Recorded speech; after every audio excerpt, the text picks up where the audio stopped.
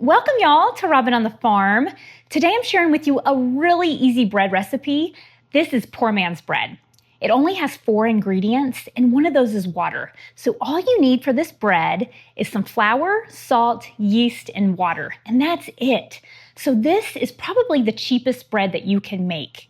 It's cheap, it's simple, it's frugal, and it is still soft and fluffy and great for sandwiches. Now you might not believe this, but this bread is only costing me 47 cents.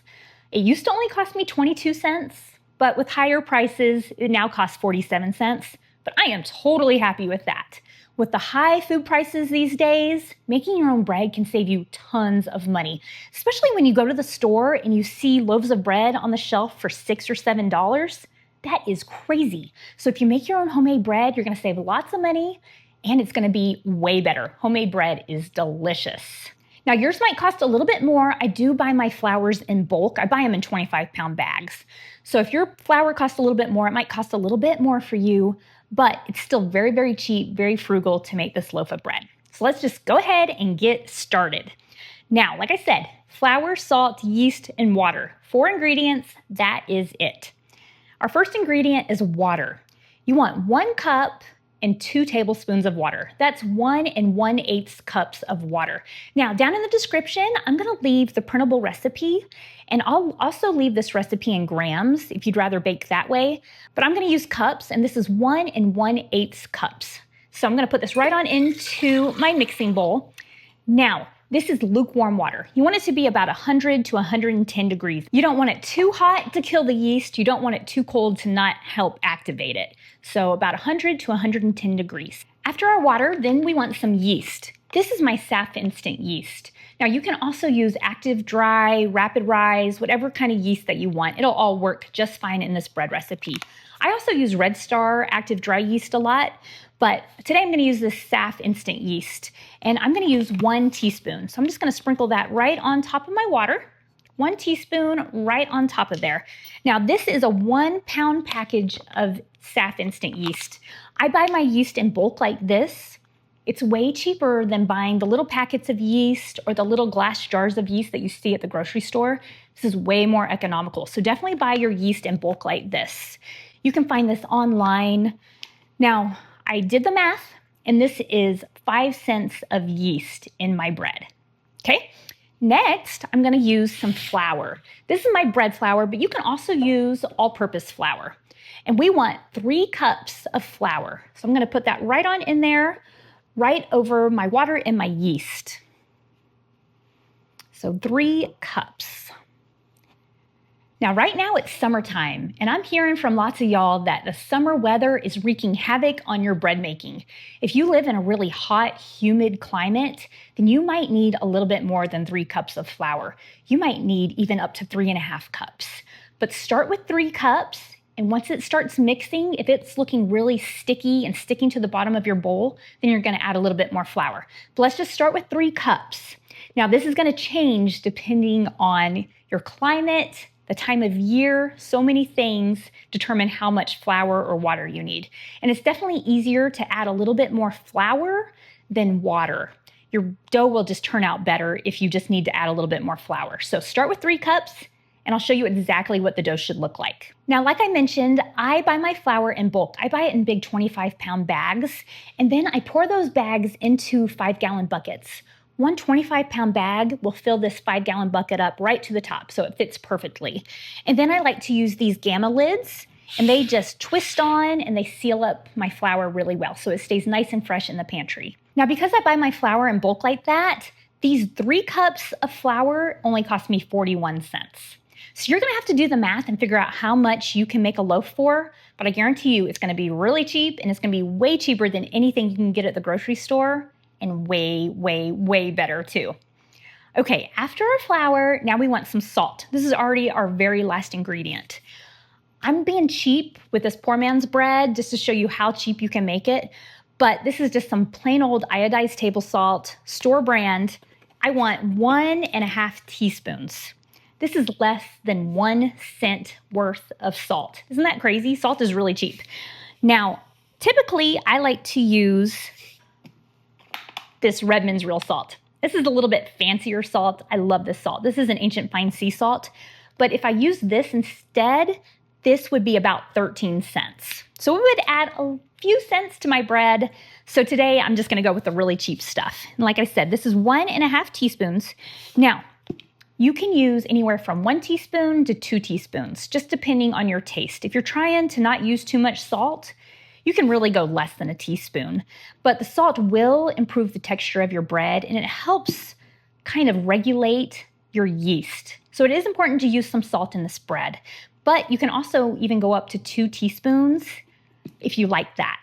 Sometimes bread that has a little bit more salt in it has a better flavor, and we're not using any enrichers at all in this dough, but I'm gonna use 1.5 teaspoons.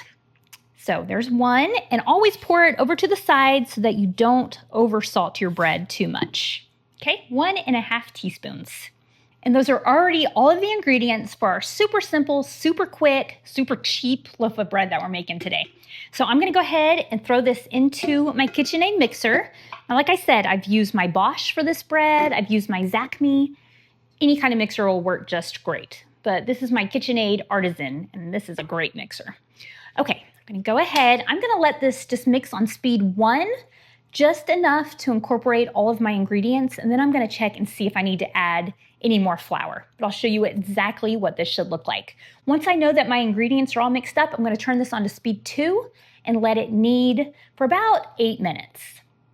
And I'm using the dough hook, so you want the dough hook attachment. You can see my ball of dough. It's not sticking to the sides or to the bottom of my mixing bowl, so I know that I don't need to add any more flour. This is looking really good. It's also looking smooth, so it's not looking too dry. Now, if yours is looking too wet, it's not coming into a ball of dough like this, go ahead and add about 1/8 of a cup more flour. Let it mix together and try to make it look like this. If you live in a more wet and humid environment, or maybe it's just a rainy day today, you might need to add some more flour.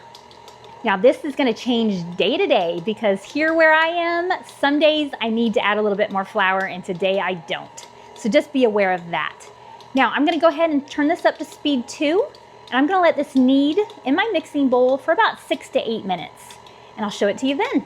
I let this dough knead on speed 2 for about 8 minutes, and I usually just leave it in my mixing bowl, but I wanted to get it out and show you how nice this dough is. Look at this. This is just absolutely gorgeous. It's smooth, it's elastic, and the crazy thing is all this is flour, water, salt, and yeast, and this just looks great.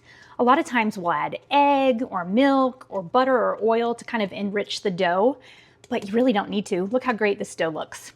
All right, this is what I'm gonna do. I'm gonna go ahead and oil up my bowl just a little bit. You really don't have to do this, but it will help it from sticking. So I'm gonna oil this up just a little bit. I'm gonna throw my dough in there, flip it over, and now I'm gonna take a warm, wet tea towel, and I'm just gonna cover this up, and I'm gonna let this dough rise. This could take anywhere from 45 minutes to an hour and a half, just depending on the temperature in your home, the climate, the altitude, and all of that. But I'm probably gonna let this rise for about an hour, and I'll show it to you then. You're looking for it to expand and get puffy. So I'll show you exactly what it should look like in about an hour. I've let my dough rise for about an hour. Oh, look at that. That's exactly what you want it to look like. You can see that it's expanded, it's puffy, and it looks great. Now, this is what I'm gonna do. I hate doing this part, but I'm gonna go ahead and punch down the dough. This deflates it. Just punch it down right on in your bowl like that, and then turn it out from your bowl. I'm gonna use my little bowl scraper to help me get it out. Okay. I'm gonna take this dough and I'm gonna press it out just like this. You wanna get all those little air bubbles out of it. This will give you a really good texture to your bread if you press it out really well and get all those little air bubbles out of it. Now, what I like to do is I like to kind of grab my loaf pan and make sure my dough is about as wide as my loaf pan is long, and that's looking good. Now, I'm just going to roll this into a loaf. I like to do the head down, shoulders in method, but you can do it however you want. I like to kind of pull it down like this, pull the shoulders in just a little bit, and then press it out with the palms of my hand, kind of get it all back together, and then I'm just gonna roll it down into a nice tight loaf. Looks great. My dough is a little bit sticky, but that's actually really good. If your dough is a little bit sticky rather than too dry, you're gonna get a better, lighter, fluffier loaf of bread. So this is looking good. You just wanna be able to handle it really easily, and I can. So this is looking great. Now just kind of pat it out a little bit. Now I'm gonna use one of my cast iron loaf pans. This is one of my Lodge cast iron loaf pans. This is an 8.5 by 4.5. I love these loaf pans. There's no coatings or anything like that to get into our bread. And I just pour about a tablespoon of olive oil into my loaf pan, and I just rub it all around with a paper towel or with a brush. And so this is ready to go. My bread will not stick at all in this cast iron loaf pan. I'm just gonna grab it, plop it on into my loaf pan. Now it's time for the second rise. I'm gonna let this dough rise in the loaf pan just like this until it's just peeking up over the edge of this loaf pan. That can take anywhere from 25 minutes to 45 minutes, maybe even longer, just depending on your climate, your altitude, your weather, the temperature there. So many things affect the rise time. But I'm gonna check on this in about 25 minutes, and I'm just looking for it to just peek over the edge of the loaf pan, and I'll show it to you then so you know exactly what it should look like before you put it in the oven. My dough has been rising in the loaf pan for about 35 minutes. You can see that it's just peeking up over the edge of the loaf pan, and that's exactly what I want it to look like when it's time to go in the oven. So I'm gonna throw this in the oven and let it bake at 375 degrees for about 30 minutes. And I'll show it to you when it's all done. Our cheap and frugal 4-ingredient poor man's bread is fresh out of the oven. Look how gorgeous that looks. Can you believe this only cost 47 cents for me to make this bread? I think it looks great. It's nice and browned. Now, I let this bake at 375 degrees for about 32 minutes. This is the color that I want it. Now, I normally let my breads bake at 350 degrees for 30 minutes. But because this is a 4-ingredient bread, it doesn't have any sugar in it. It doesn't have any milk with natural sugars in it either. And those are the kind of things that'll brown up your bread really well. So I had to bake this a little bit higher temperature than I normally do. All right, let's go ahead and just turn this out of the loaf pan. Look how nicely it came out because we oiled up that bread loaf pan so well. Oh my goodness, look at that gorgeous little loaf of bread. Look at that. It is really pretty. Okay, now this is what I like to do. Once I get my bread out of the oven, I like to immediately turn it out from the loaf pan. You don't want it to get soggy from any of that condensation in the loaf pan. I have my cast iron melting pot right here. I just melted just a little bit of butter, and I'm gonna use this basting brush and just brush some butter on top. This is totally optional. You do not have to use this on your bread, but it does give you that buttery flavor, and it also gives you just kind of a softer crust, and it's so pretty all shined up like that. Now, once I do that, then I like to take a tea towel. You can use a cooling rack if you want, and then let your bread cool on a cooling rack, but I like to cover it with a tea towel and let that warmth and the condensation in this towel give me an even softer, nicer crust. Now, if you have patience, you're gonna wanna let your bread totally or mostly cool off before you cut into it. You're gonna get a better texture, crumb, everything if you let that happen. But I love homemade bread, and I really love warm homemade bread. So I'm just gonna let this cool off just for a little bit, and then I'm gonna cut into it. That'll give us a better texture. And we'll check out the inside. My really cheap and simple 4-ingredient poor man's bread cooled off before I was ready to cut into it, so I went ahead and stuck it in one of my beeswax bread bags. My daughters and I make these together, and we have lots of really cute, fun fabrics on our website. They're just a great alternative to plastic bags if you're trying to be a little bit healthier and cut out some plastics. So those are on my website, robinonthefarm.com. Now, this bread has cooled off. Let's just admire it for a second. Look how beautiful this bread is. Isn't it just a perfect little loaf of bread? And it smells absolutely amazing. So I'm ready to cut into this. I'm gonna go ahead and grab my bow knife. This cuts your bread really nice and evenly, and it doesn't squish your bread, which is amazing. Okay. Look at this. 4 ingredients: salt, yeast, flour, water, and that is it. That is all you need to make bread. Sometimes we make it a little bit too complicated, probably adding eggs and butter and oil and all kinds of enrichers, and it really doesn't need to be like that.